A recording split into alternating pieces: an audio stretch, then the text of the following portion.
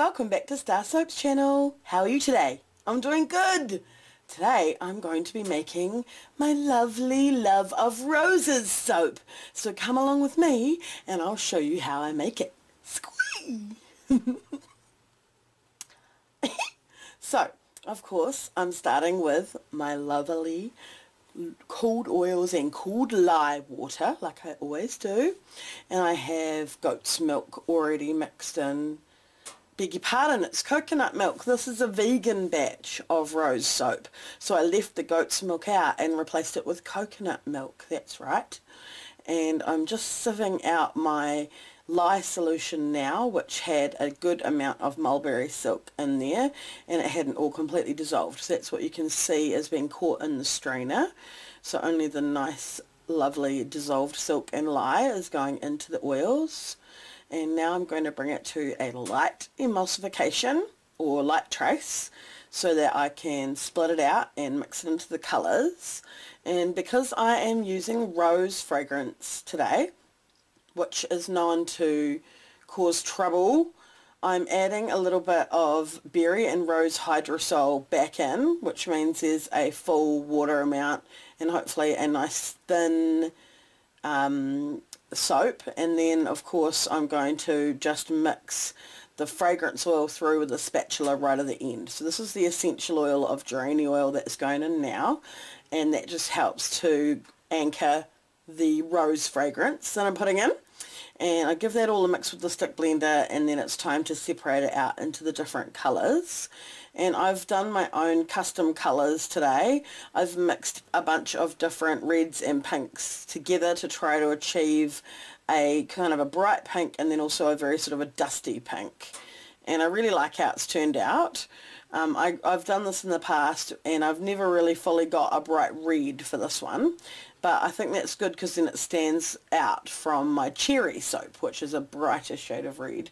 This rose soap will be more of that sort of pink and goldy rose tones, those dusty pinks. And yeah, it's going to be really, really pretty. So I'm doing a double batch and I've got the toppers made.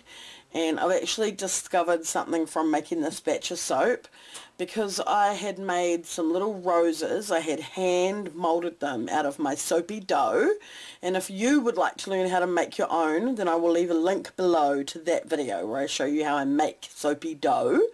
So I had hand molded these little roses, and they were still a little bit squishy. Usually using my technique of making soapy dough, the final product will harden up. That didn't happen this time round for whatever reason.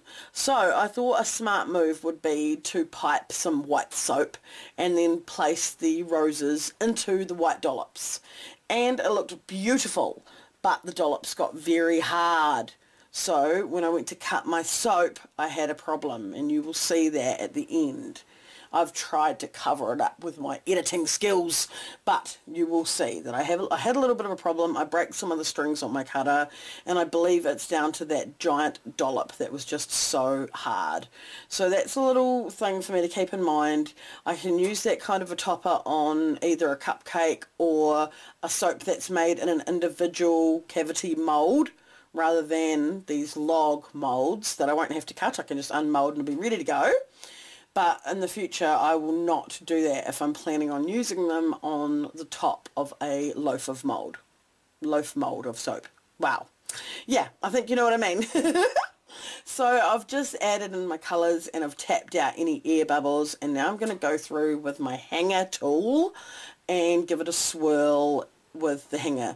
So it's going to have a beautiful swirl inside each bar, and those colours are going to stand out against the white and just be absolutely beautiful. So I'm going to wipe off my hanger there, get every last little bit of that lovely soap in there. I'm actually using a very special blend of oils to make this rose soap that includes some oil I had infused with rose hips. and it's just lovely and had a very lovely smell. It actually had an almost fruity smell to it, which I do think helped to anchor the rose fragrance as well. I can't explain it, but I just really noticed that whenever I add a produce, it really helps to anchor whatever scent I'm using. So the pumpkin and pumpkin chai, for example, that really helps. And in this case, that rose, those little rose hips that I had soaked in olive oil, and the oil takes on a different colour as well, which is really interesting. I've been getting more and more into doing infusions. Now, if you're listening to me today and you're thinking, poor Crystal, she doesn't sound too good, then you're bang on. I have had a bout of, I think it was strep throat or laryngitis or something like that.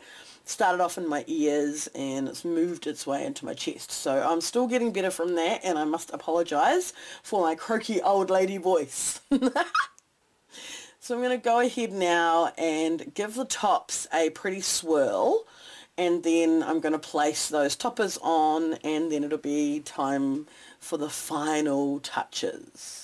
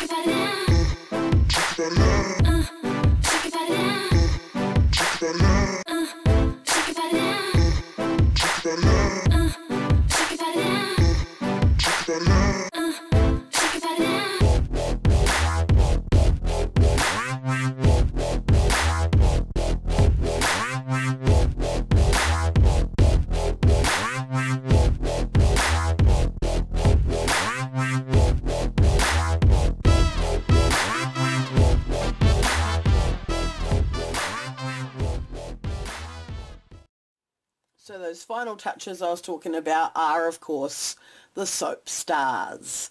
I make these out of my soapy dough as well, and then I roll the dough flat and I use a fondant cutter and I cut out a bunch of stars, and it has become my signature topper.